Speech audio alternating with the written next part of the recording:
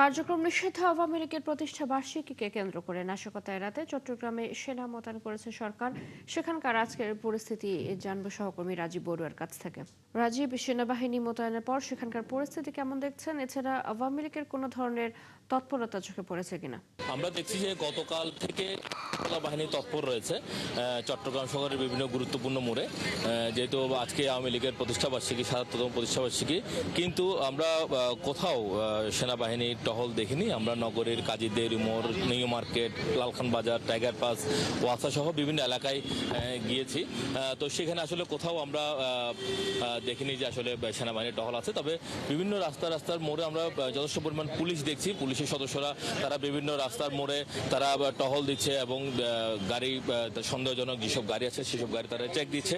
এবং পরিস্থিতি দেখার জন্য চট্টগ্রামের মেয়র ডক্টর শাহাদাত হোসেন তিনি আসলে এসছেন। আমরা একটু তার সাথে কথা বলতে চাই। আজকে কি পরিস্থিতি দেখছেন? এবং আমরা দেখছি যে নিরাপত্তার জন্য সেনাবাহিনী নামার কথা, যদি সেনাবাহিনীর কোথাও টহল দেখছি না, তবে যথেষ্ট পরিমাণ পুলিশ আছে। বিষয়টাকে আসলে কিভাবে দেখছেন? আসলে এখানে কোনো মিছিল তো আমি দেখছি না। আমি তো সকাল থেকে ঘুরছি এখানে। আমি ইউজুয়ালি প্রতিদিন 7টা থেকে ঘুরি। আমি একটু শহর পরিষ্কার হচ্ছে কিনা দেখি আর কি। ওভারঅল পুরা সিটি তো ঘুরে আসলাম, কোথাও কারো মিছিল দেখি না আর কি। তো এমনি ভালো, এরা একটা প্রিপারেশন নিয়েছে। আমাদের আইনশৃঙ্খলা বাহিনী তারা খুব তৎপর, আমি দেখতে পাচ্ছি বিভিন্ন জায়গায়, আমি পয়েন্টে দেখছি তারা অত্যন্ত সজাগ আছে।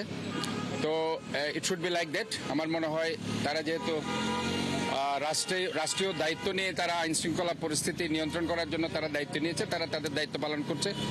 আর আমি আমার পক্ষ থেকে চট্টগ্রাম সিটিকে শান্ত রাখার জন্য, যেহেতু আমি সবসময় একটা সেফ সিটির কথা বলছি এবং একটা নিরাপদ শহরের কথা বলছি, তো সব মিলিয়ে আমিও দেখছি কারা শহরে আইনশৃঙ্খলা পরিস্থিতি অবনতি করছে, কারা এই শান্তি বিঘ্নিত করছে।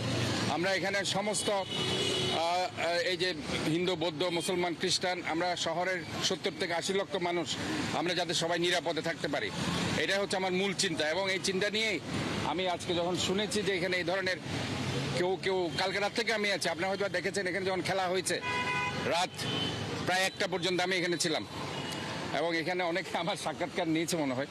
তো যাই হোক, আমি ওই তখন থেকে এইসব নিয়ে তৎপর আছি যাতে কেউ এখানে অশান্তি না করে, বিশৃঙ্খলা না করে, অনিরাপদ একটি জায়গায় শহরকে নিয়ে না যায়, এটাই আমার মূল লক্ষ্য এবং সেটা আমি করে যাচ্ছি।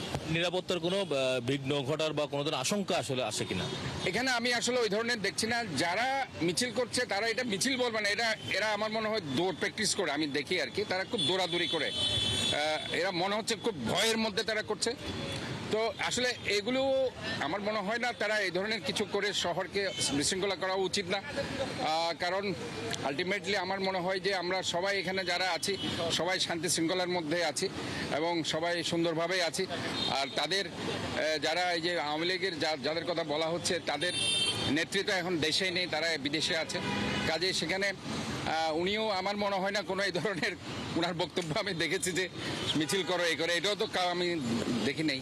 তো আলটিমেটলি গিয়ে যে একটা রিস্কের মধ্যে সবাইকে ফেলা ওইটা উচিত নয়। কারণ সবাই, আমি মনে করি যে সবাই এখানে সুষ্ঠুভাবে সুন্দরভাবে থাকা উচিত। আর আইনশৃঙ্খলা বাহিনীর প্রতি আমি আবারও অনুরোধ রাখবো, তারা যাতে গ্রেপ্তার কাউকে যদি করে সেটা তারা আইডেন্টিফাই যাতে করে, তারা যাতে র্যান্ডমলি গ্রেপ্তার কাউকে না করে। এটার জন্য আমি দেখতে পাচ্ছি অনেক সময় অনেকে হয়রানির শিকার হয়, এটা যাতে না হয়, এটা আমি তাদেরকে বলবো।